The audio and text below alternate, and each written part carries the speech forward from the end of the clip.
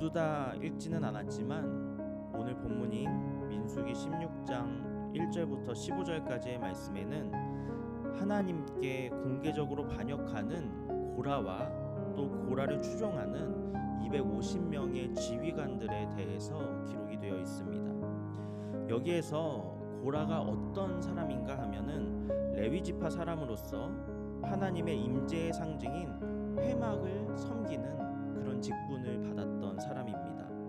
그리고 이런 고라를 추종했었던 250명의 지휘관들 역시 모세를 도와서 백성들을 돌보고 인도하는 그런 직분을 받았었던 사람들이었습니다. 즉 이들은 나름대로의 직분과 권위를 가지고 있었던 이스라엘 백성들 가운데의 리더였던 사람들인 것입니다. 그런데 오늘 본문 3절을 보면은 이들이 모세와 아론을 거슬러서, 즉 다시 말해서 모세와 아론의 직분과 권위에 대항해서 이 모세와 아론을 향해서 분수에 지나도다 이렇게 이야기를 하고 있습니다. 하지만 정작 분수에 지난 사람은 고라와 이 250명의 지휘관들이었습니다. 이들은 하나님께서 세우신 모세와 아론의 권위에 도전했습니다. 그런데 이들의 이러한 도전은 단순하게 모세와 아론의 직분과 권위에 대한 도전이 아니었습니다. 왜냐하면 모세와 아론은 하나님께서 세우신 사람들이었기 때문입니다. 이처럼 하나님께서 세우신 사람에게 도전한다는 것은 곧 하나님께 도전하고 하나님께 반역한 것과 같은 그런 죄이기 때문입니다. 오늘 본문 7절 말씀입니다. 내일 여호와 앞에서 그 향로에 불을 담고 그 위에 향을 두라. 그때 여호와께서 택하신 자는 거룩하게 되리라. 레위 자손들아, 너희가 너무 분수에 지나치느니라. 이처럼 고라와 이 250명의 지휘관들의 모습은 굉장히 분수에 지나친 그런 모습이었습니다. 방금 읽었던 7절 말씀에서 너희 분수에 지나치느니라 이렇게 이야기를 한 것은 고라와 이 250명의 지휘관들이 모세가 가졌던 이스라엘 전체 지도자의 권위를 가지기를 원했고, 또 아론이 가지고 있었던 이스라엘의 대제사장의 권위를 가지기를 원했다는 것과 같은 의미입니다.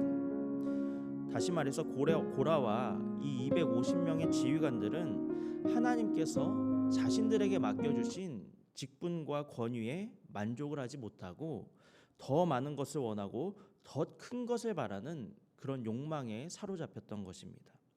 그래서 이들이 하나님께서 세우셨던 모세와 아론에게 대항하면서 결국에는 하나님께 반역을 꾀하게 된 것입니다.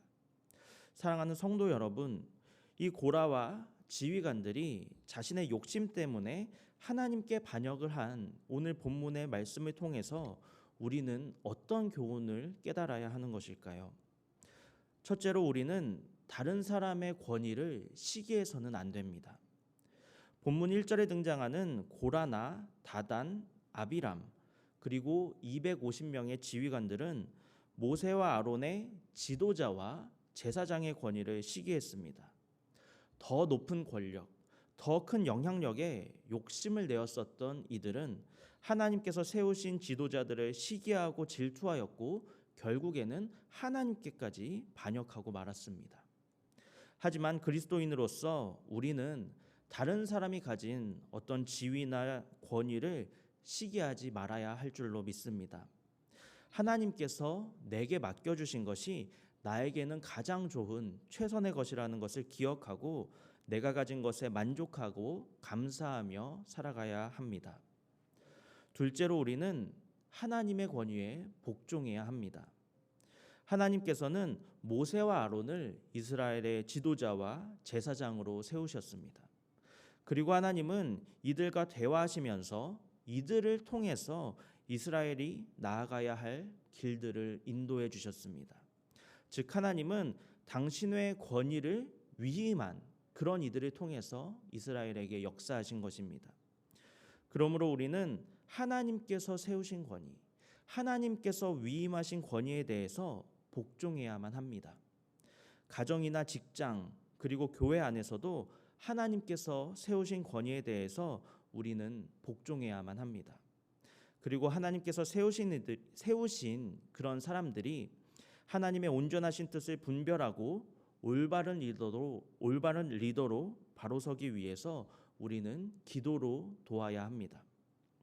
지난 화요일과 수요일에 경기 연회가 있었습니다. 저도 연회에 참석을 했었는데 연회 순서 중에 임기를 마치신 목사님들께서 은퇴를 하시는 그런 시간이 있었습니다.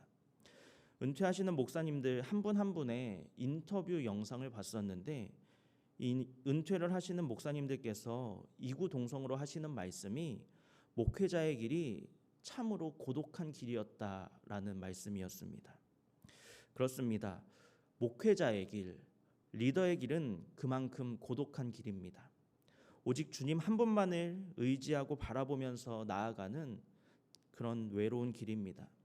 그래서 우리가 함께 기도로 목사님의 중보자가 되고 또 기도로 목사님의 동역자가 되어야 할 줄로 믿습니다. 단순히 명령에 순종하기만 하는 것이 하나님께서 세우신 권위에 복종하는 것이 아닙니다.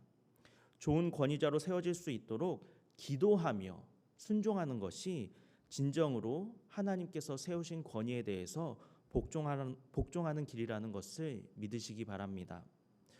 셋째로 우리는 죄를 짓는 그 즉시 회개해야 합니다. 모세는 고라와 다단과 아비람에게 지금 그들이 하고 있는 행동이 하나님께 반역하는 행동이라는 것을 경고했습니다. 그렇다면 이들은 모세의 이 경고를 들었을 때 자신들이 무엇을 하고 있는지 즉시 깨닫고 깨달은 즉시 바로 회개해야만 했습니다.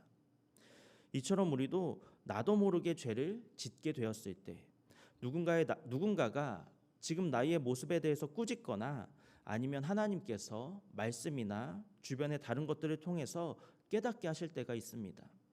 그러면 우리는 그렇게 깨닫게 되었을 때 망설이지 말고 즉시 회개해서 하나님께로 돌아가야만 합니다.